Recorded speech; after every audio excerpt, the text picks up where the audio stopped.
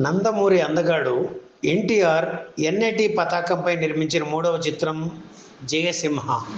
1955 October 21న విడుదలైన ఈ చిత్రం ఘన విజయం సాధించింది.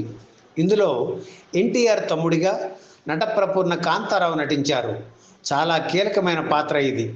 ఈ పాత్రకు మొదట నట సామ్రాట్ అక్కినేని నాగేశ్వరరావును అనుకున్నారు. ఆయన డేట్స్ కుదరలేదు.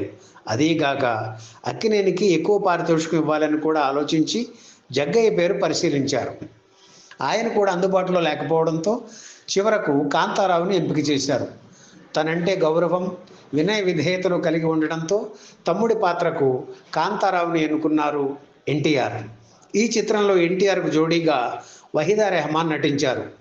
జయసింహ చిత్రంలో పెద్ద స్టార్ కాస్ట్ ఉంది.